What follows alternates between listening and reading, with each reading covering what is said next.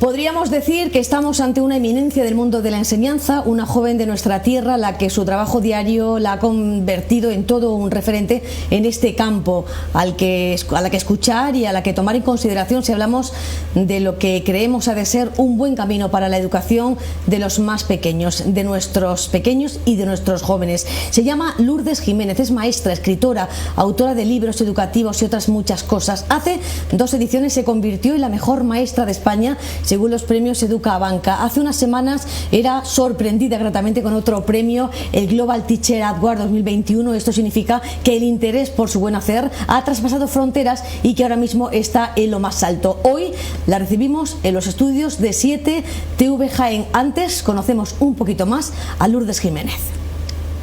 Lourdes Jiménez es un claro ejemplo de que otra escuela es posible. Su pasión por el arte noble del magisterio que ejerce en el Colegio Padre Manjón de Sorihuela de Guadalimar le ha llevado a convertirse en todo un referente en el sector de la docencia. En 2019 fue mejor docente de educación primaria de España según los premios de la Fundación Educa Banca. En los últimos días también ha sido galardonada con los Global Teacher Award, que confirma su reconocimiento en otros países y que la colocan como una jiennense a nivel mundial. Es jiennense, nacida en Villanueva del Arzobispo y alumna del Centro Universitario Safa de Úbeda, donde se diplomó como maestra en la especialidad de Educación Física. Es también licenciada en Ciencias de la Actividad Física y del Deporte por la Universidad de Granada y autora de una veintena de libros sobre actividad física, programación didáctica y trabajo por proyectos, así como cuentos infantiles y poemarios. Es conocida por las metodologías innovadoras que pone en marcha en las aulas, que toman el juego como principal herramienta. Ha logrado dar vida con éxito a una emisora escolar donde asume el protagonismo los más pequeños y donde día a día se asoman a las ondas. Pero aparte de los reconocimientos que la acreditan como un ejemplo a seguir, Lourdes sigue siendo una maestra de pueblo, sencilla, cercana, centrada en lo importante, sus niños y niñas y su escuela. Lourdes Jiménez es uno de los orgullos que tiene Jaén. Sus pasos siguen siendo hacia adelante. Crece el reconocimiento a su labor, ahora también a nivel internacional. Hoy la recibimos en los estudios de 7 Televisión Jaén. Queremos hablar con ella de la enseñanza, de sus formas de trabajar y, lo más importante, de sus planteamientos enfocados a que cada alumno brille con luz propia, pues en cada niño y niña hay un gran talento. Solo hace falta que en la escuela se sea capaz de estimular al menor para que dicho talento aflore.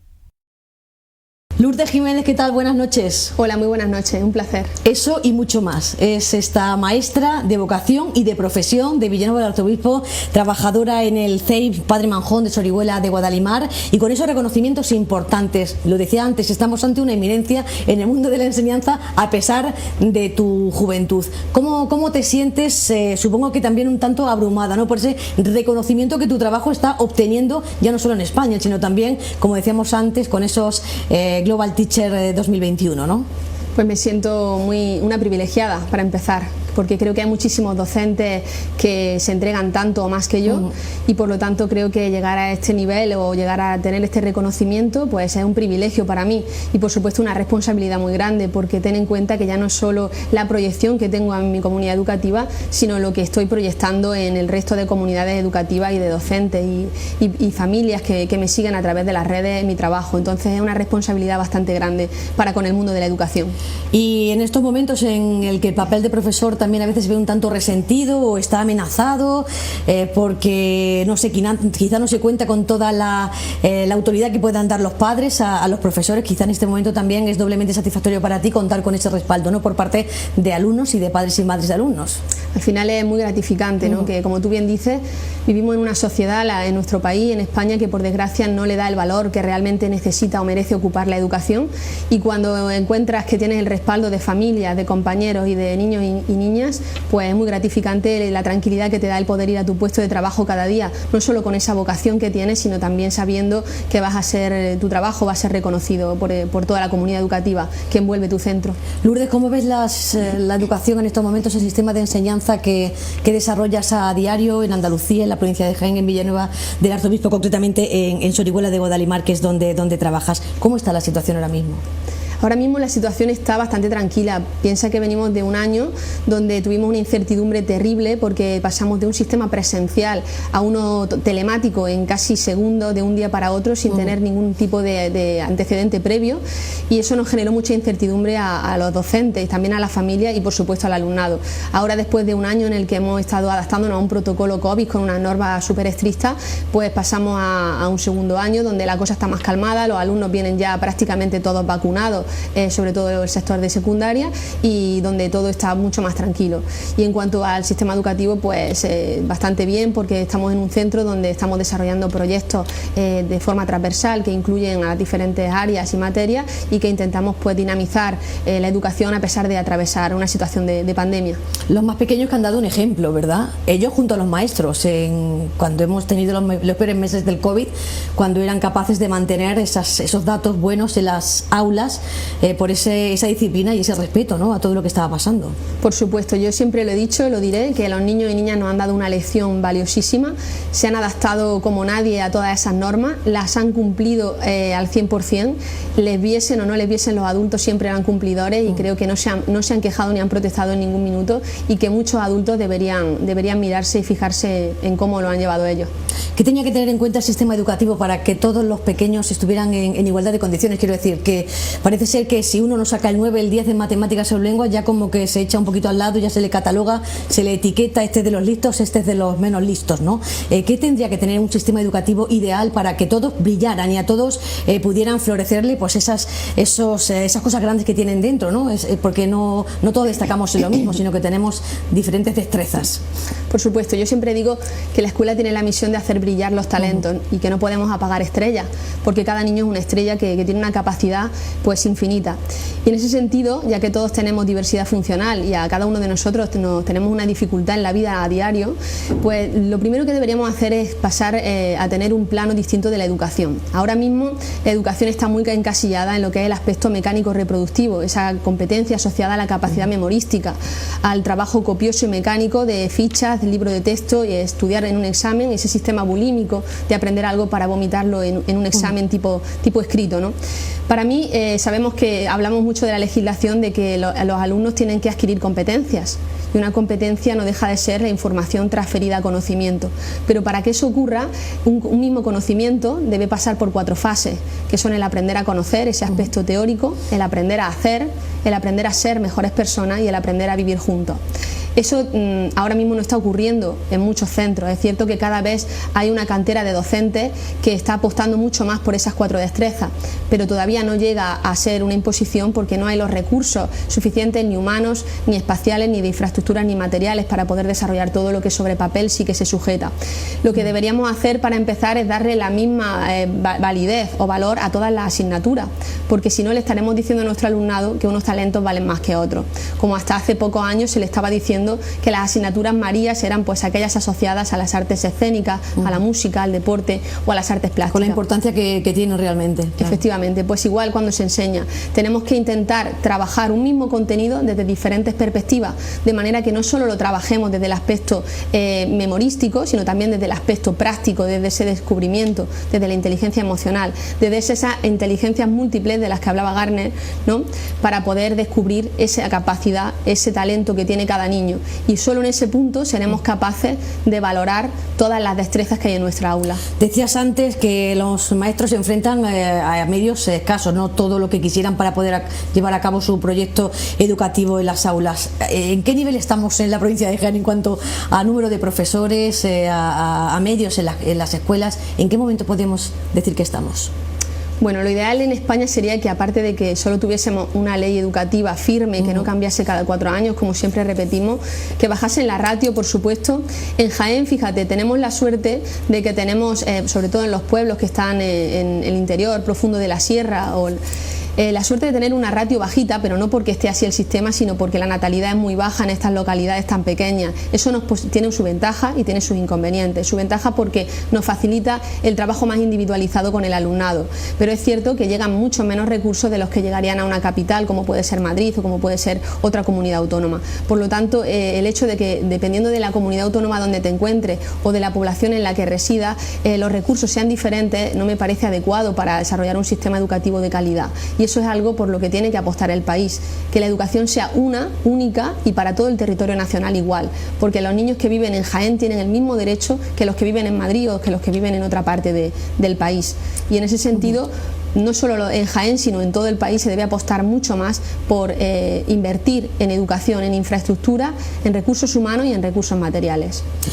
Se habla mucho como asunto para la polémica las modificaciones en los planes educativos. Llega un gobierno, introduce sus cambios, llega otro, los cambia totalmente. Entonces, en España seguimos adoleciendo de un gran pacto a nivel nacional de la educación que no tuviera como objetivo quizá el tema político de adoctrinamiento, que es algo que siempre se pone sobre la mesa como un problema, ¿no? ¿Qué te parece a ti que nuestros políticos, por ejemplo, no se lleguen a poner de acuerdo en algo tan elemental y tan básico como es la enseñanza y la educación? Pues me parece un error gravísimo, porque al final ya vivimos en una sociedad donde no se da el valor que requiere la educación, y yo creo que una de las grandes responsables de esto son los políticos, todos, del color que sean, porque no llegan a un pacto, no llegan a contar realmente con las personas, con los docentes, que son realmente los que conocen la situación de la educación en nuestro país, y al final acaban cambiando una ley educativa para decir muy poquito nuevo de lo que decía la anterior, y para al final, como tú bien decías, pues politizar el sistema educativo, y eso lo que hace pues es mermar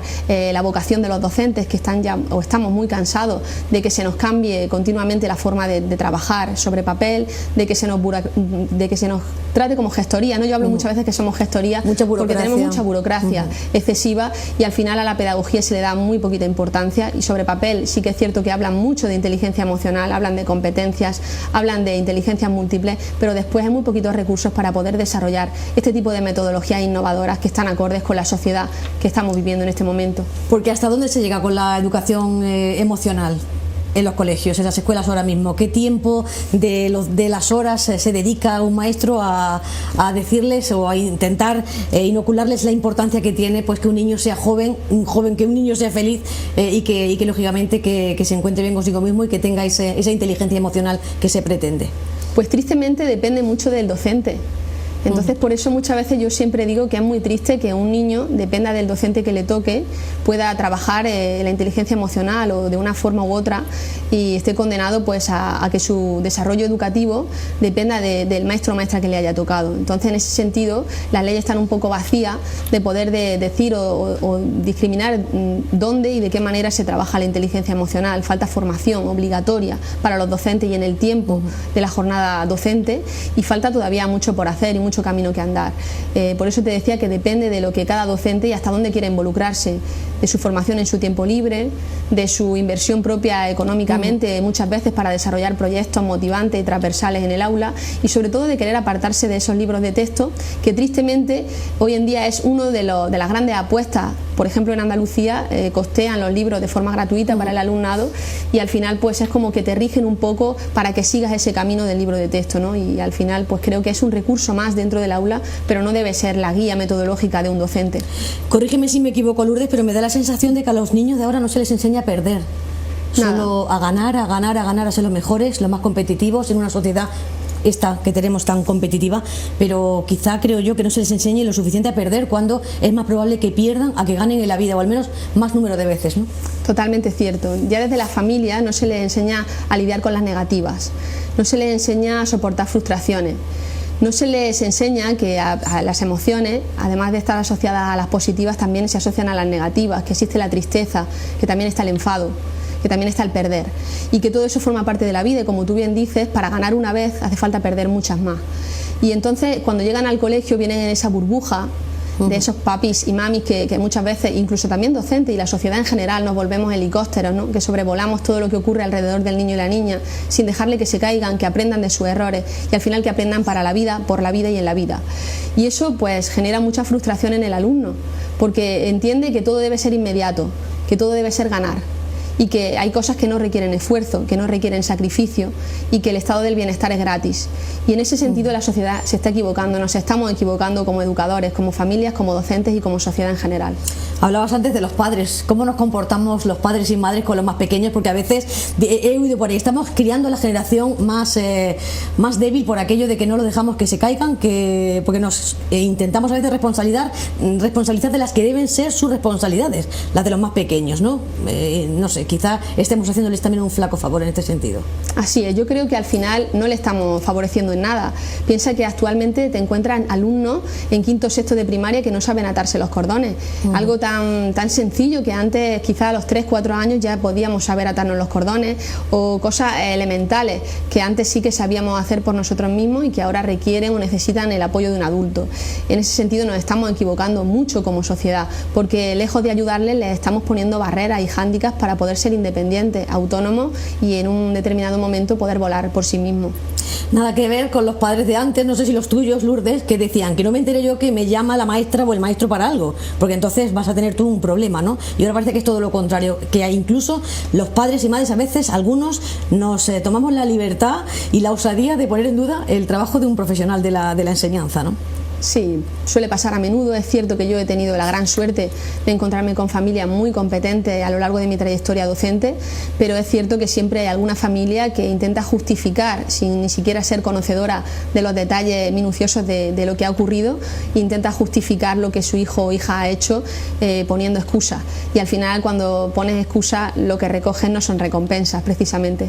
Lourdes, cuéntanos ese proyecto tan bonito que pusiste en marcha hace ya unos años. Es una radio escolar donde colaboraban todos los niños de tu clase. ¿En qué consistía y de qué manera ha ayudado este proyecto a los más pequeños? Bueno, pues la radio piensa que una de las competencias que se pide en la norma como elemento curricular es potenciar la expresión oral y la oratoria. Qué mejor forma que hacerlo a través de la radio. A mí me parece que la radio junto con el teatro son dos recursos pedagógicos inagotables y no tienen limitación alguna. Trabajar con la radio no solamente potencia esa oratoria, enriquece el vocabulario o mejora la expresión oral y corporal también, dicho sea de paso, sino que dentro de la radio pues cabe todo. Caben contenidos de climatología, cabe noticiario, caben deportes, cabe actualidad, cabe situación geográfica, caben continentes, caben países, caben ríos, caben todo lo que puede caber en un colegio. Todos los contenidos de las diferentes asignaturas tienen cabida dentro de una radio, y por lo tanto el alumno que piensa que está dando un informativo y que para él o ella eso es un juego, está aprendiendo jugando, y sobre todo ve que lo que hace tiene un valor, tiene una proyección a la comunidad educativa, porque hay gente que lo ve, que valora lo que hace y que además pues lo comenta y le puede felicitar por ese esfuerzo. Y yo creo que siempre que hacemos algo en un colegio no debe ser para guardar la ficha y ponerle una nota numérica, sino que debe tener una utilidad para que el niño y la niña vean que lo que ha realizado o en lo que ha invertido el tiempo y la dedicación después tiene un resultado. ¿Sigues adelante con ese proyecto de la radio? Sí, me parece formidable y espero poder seguirlo pues, mientras que esté trabajando como docente, porque creo que es un proyecto bastante transversal, multidisciplinar y bastante inclusivo. ¿Qué es lo que más satisfacción te aporta como profesional y qué es lo que más frustración podría aportarte de todo lo que ves y vives en las aulas durante todo el día? La satisfacción es que los alumnos vengan sonriendo cuando te ven, que cuando te cruzas con ellos por el pasillo quieran darte un abrazo, que te digan que se lo pasan súper bien en tus clases. La satisfacción es que veas que al principio de entrar al cole en septiembre no leen muy bien o hablan con torpeza, o que tienen pánico escénico, y cuando va a mitad de curso pues se desenvuelven mejor que tú hablando y son grandes oradores. Esa es la satisfacción. La frustración pues a veces que no puedas obtener o recoger los resultados por los que tú te habías generado una expectativa. Por eso no hay que generar expectativas con los niños, porque al final nos sorprenden a diario y siempre nos dan más de lo que esperamos, casi siempre nos dan más de lo que esperamos. ¿Qué es lo que no puede faltar en una clase de Lourdes Jiménez? ¿Herramientas o metodologías o trucos? ¿Qué es lo que no puede faltar nunca? Mira, lo que no puede faltar nunca es la creatividad, la sorpresa y la emoción. Hay estudios que dicen que la inteligencia no es fija. La neurociencia, concretamente la neuroplasticidad, nos dice que la inteligencia no es fija.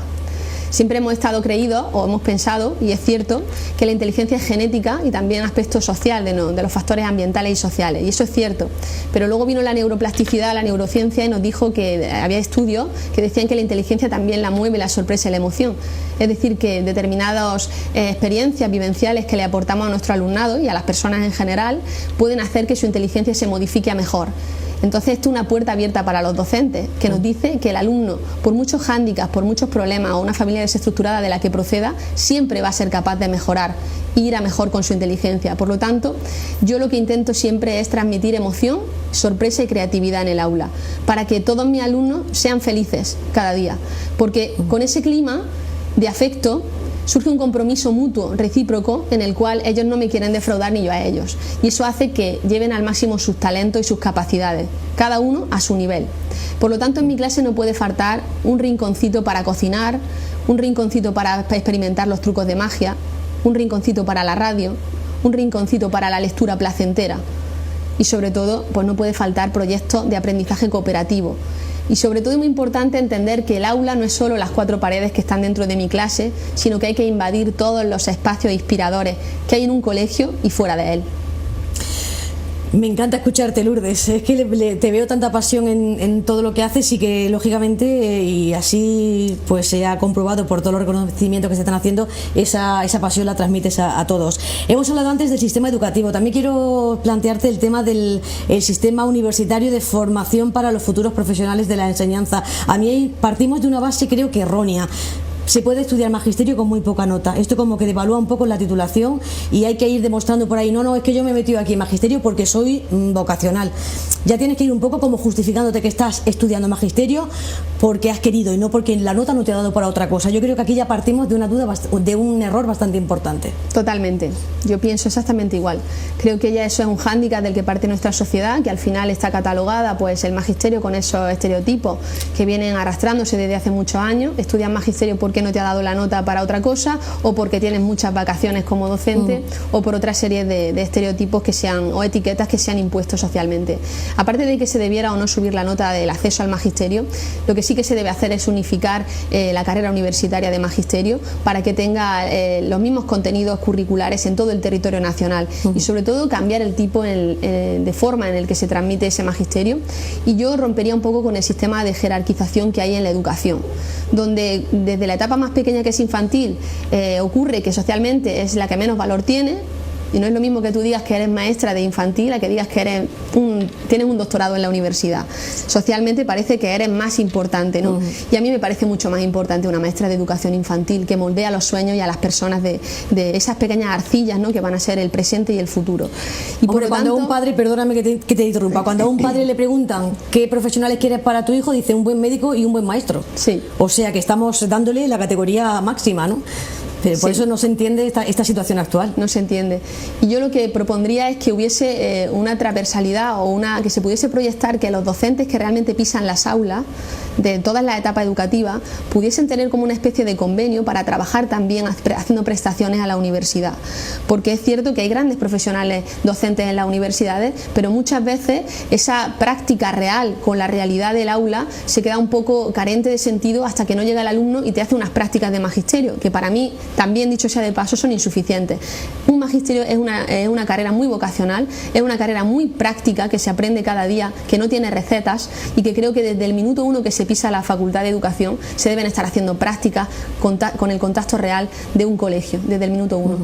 20 libros ya escritos y editados, Lourdes, esto no está nada mal, ¿eh? A pesar de tu juventud, hace poquito, un par de semanas estuviste en Madrid por segundo año consecutivo firmando libros, ¿no?, en la Feria del Libro. Sí, la verdad es que es una satisfacción muy grande también que algo que empezó como un hobby para mí, como una afición, que es escribir, pues haya tenido al final un hueco para mí a nivel también profesional, pudiendo pues escribir ya para distintas editoriales y algunas de ellas con gran prestigio a nivel nacional. ¿Qué consejo le darías a los nuevos futuros profesionales de la enseñanza que se están formando, que acaban de terminar su titulación en la universidad? ¿Qué les dirías, qué mensaje les transmitirías? Porque dentro de poco van a estar también formando parte de esa bonita tarea como es formar a los más pequeños. Yo le diría sobre todo que nunca tiren la toalla, que es una profesión muy bonita, para mí la más bonita del mundo, y que cuando tengan la ocasión de llegar a proyectarse en ella pues van a ser los más felices, que es cierto que a veces es un camino difícil porque el sistema de oposición pues es muy complejo, hay muchos docentes que quieren acceder a él, pero que sí se puede, que se puede siempre, y que a pesar de los hándicaps o cortapisas que tengamos en el camino con las diferentes leyes educativas y con todas las cosas que nos hacen que nuestra profesión sea compleja, que nunca tiren esa toalla de la que te decía antes y que al final conseguirán todo aquello que se propongan, porque deben fijarse más en las fortalezas que sí tienen y no en las dificultades. Lourdes Jiménez, muchísimas gracias. Estaríamos aquí hablando contigo toda la noche porque nos encanta escucharte y sobre todo los que somos padres por la importancia que tiene que en nuestra escuela haya profesionales como tú. Te queremos dar las gracias por toda tu dedicación y sobre todo por ser capaz de transmitir esa pasión a los nuevos maestros que van a entrar, a tus compañeros de entorno y sobre todo lo más importante a los más pequeños que se van a llevar pues ese regalo de haber contado con una buena maestra, ¿no? Maestra con letras mayúsculas, que no es como decíamos antes eso de que vale, una maestra es menos que un profesor de universidad, para nada, creo que todo lo contrario, y prueba de ello pues efectivamente ahí en los maestros dedicamos y a ellos confiamos a nuestros más pequeños, que es nuestro tesoro más valioso. Lourdes, muchísimas gracias. Muchísimas gracias a ti.